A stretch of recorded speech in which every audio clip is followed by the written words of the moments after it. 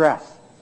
So the significance is then you're capable of rewriting your genes. But here's the most important part. What was not even included in the other chart but is now included, and it wasn't there before? And the answer is these two boxes right here, the environment and organism's perception of the environment. Look where the arrows go. What can the environment do? Organism's perception of the environment. What can it do? It can rewrite your genes, number 4, or it can change your physiological body to respond to the environment. What's the relevance of all this? Well, the environment was never even included in conventional biology. Now the environment is found to be very important, and more so. And look, environment, that's the slide we showed, is the environment. Organism's perception. We said perception is belief. And what does it affect? The cells. In what way? By rewriting the genes and changing the structure of the cells. The bottom line is this. Your belief in a stressful situation will rewrite your genes to accommodate the stress. And the relevance about that is that if the stressful environment is something that's not even real out there, you will change your biology to fit what you believe. And the issue is this, then specific organs and specific tissues of the body are connected to the beliefs. Specific stresses affect different portions of your body. And as a result, if you understand which portion of your body is affecting the stress, then you can deal with it by understanding what emotions are eliciting that stress. And it's just very critical to understand this, is that the symptoms of your body are your body telling you that you're under stress. That's clear. But the point about stress, because if you're not dealing with it, we're going to have a problem in here. And here's the interesting point. When we go to conventional medical care, what do they do with the symptom? They cover it up. So you don't feel anything anymore. Information can go from protein back into RNA, and we know RNA can go back into DNA, and since the protein is reading the environment, it says that the environment can change the DNA, and this is now becoming a known fact in science as well. So that the information is now going both ways. Why is this important?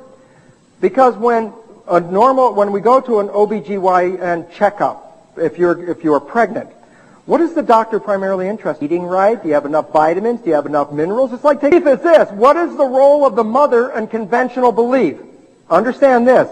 If the child is developing from the sperm and egg with the genes, and the conventional belief is that all the programming is in the genes, then the mother doesn't provide anything but nutrition. And is this? We know this is not right anymore. We know that the environment can change the genes. So the bottom line is this. The mother is now found to be providing information that the mother is adjusting the genes of the child. But it's not the mother alone. The mother is in cohorts with the father. So as the mother's perception of life is altered, it's usually in tandem with the husband. So it's not just the mother, it's the parents are affecting the offspring in this way. What selects the genes? First part of the lecture. Perception. The embryo is growing in uterus. What is it perceiving? What environment does the embryo perceive? The mother, because it feeds off of the mother's blood. Cool. What does the mother's blood have in it? Of course it has nutrients in it. That's what provides the nutrition. What else does the mother's blood have in it? All the hormones and the molecules that organize her body to respond to the environment that she perceives. So guess what? The fetus is reading that. So the fetus is adjusting to the environment that the mother perceives. Why is that? Because nature is so intelligent. It said if the sperm and egg come together in the middle of Africa or the middle of Chicago. They're two different environments. The two kids are not going to adjust the same in each environment, but the kid has to adjust before it's born. So it turns out that the mother is nature's Head Start program. It helps the child select the genes that will be necessary for that child to survive in the environment because the child is going to live in the environment that the mother perceives. So Nolan Newsweek last year came out and said, where health begins, obesity, cancer, and heart attacks, how your odds are set in the womb. This new understanding of the child are dying to immediately be adapted to that environment that the mother lives in. However, since perceptions are beliefs, and since beliefs are not necessarily accurate, the parents' perceptions are genetically selecting, or genetic selection mechanisms for the child. Parents are genetic engineers. They're selecting genes. In an environment that's threatening, perception system is activated. In a supportive environment, growth is activated. Here's an embryo. The organs and tissues that develop in relationship to the amount of blood they receive. The more blood they receive, the more better their development. Simple, obvious nourishment growth process. IQ potential is determined by the prenatal environment, based on the perception of the mother during pregnancy. And that says, look at the way we raise kids today. Look at parents in inner city situations. Look at parents that are single parents that don't know whether they'll be able to provide for their child and for themselves. These parents live under high stress. When they live under high stress, the stress hormones cross the placenta and impact the child, selecting genes which alter the development and evolution of that child, as you haven't given attention to the reality that the child is being programmed genetically in utero. The functions of the body to survive can be broken down to two basic functions for any organism to survive. You have to be able to grow, maintain yourself, take care of your biology, but you also must be able to protect yourself, so that if you're just growing and you can't protect yourself, you'll become food for something else. So the survival involves a balance between growth and protection. Through the history of human civilization and through human evolution, we recognize that our nature is to be in a state of growth, and that our protection is only supposed to be used to, help us out of that threatening moment. You can't be in growth and in protection at the same time. So the significance is, when we see a need of protection, the stress hormones in the body shut off the blood vessels in our viscera or gut, which is the part of the body for growth. Well, the issue is, if you took the blood from the viscera and moved it out to the arms, then you left no blood in the viscera. That means no growth. But you're ready to fight. And when your fighting is finished, then the blood returns back to the viscera and you grow again. But in the world that we live in today, in response to the mother's perception, it's 24/7 fear.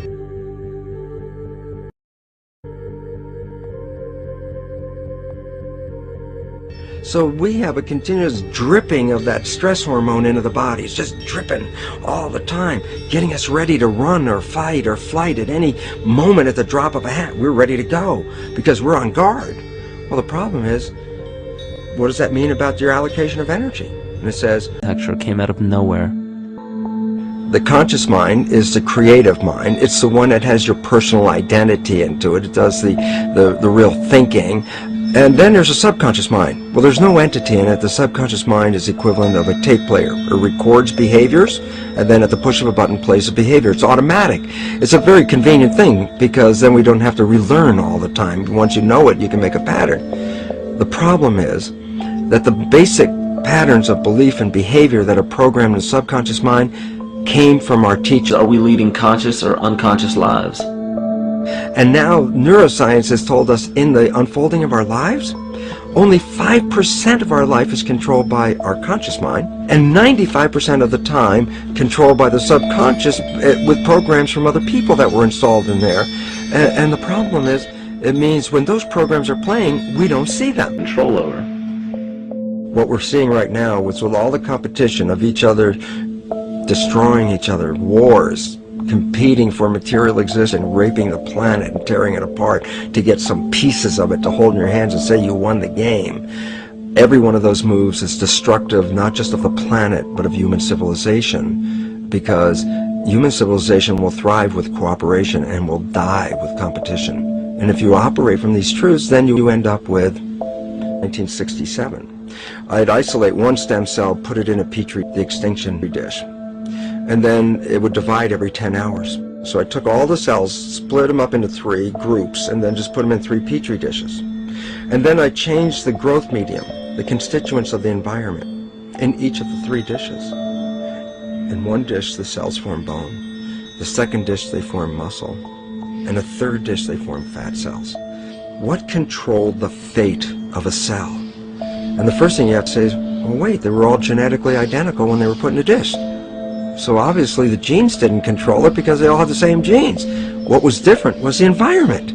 And all of a sudden in my career it said, oh my gosh, here I am teaching genes control life, and the cells are telling me genes respond to life. And since you can control the response, you can control your life. It's how you read the environment, how your mind perceives the environment. And if you understand this, then you could lead yourself to the most wonderful expression on this planet, to be fully alive. That's the slide we showed, is the environment. Organism's perception. We said perception is belief. And what does it affect? The cells. And in what way? By rewriting the genes and changing the structure of the cells. The bottom line is this. Your belief in a stressful situation will rewrite your genes to accommodate the stress. And the relevance about that is that if the perception of the environment, what can it do? It can rewrite your genes, number 4, or it can change your physiological body to respond to the environment. What's the relevance of all this? Well, the environment was never even included in conventional biology. Now the environment is found to be very important, and more so, and look, environments are eliciting that stress. And it's just very critical to understand this, is that the symptoms of your body are your body telling you that you're under stress. That's clear. But the point about stress, because if you're not dealing with it, we're going to have a problem in here. And here's the interesting point. When we go to conventional medical care, with stressful environment is something that's not even real out there, you will change your biology to fit what you believe. And the issue is this, then specific organs and specific tissues of the body are connected to the beliefs. Specific stresses affect different portions of your body. And as a result, if you understand which portion of your body is affecting the stress, then you can deal with it by understanding what emotion stress. So the significance is, then you're capable of rewriting your genes. But here's the most important part. What was not even included in the other chart, but is now included, and it wasn't there before? And the answer is these two boxes right here, the environment and organism's perception of the environment. Look where the arrows go. What can the environment do? Organisms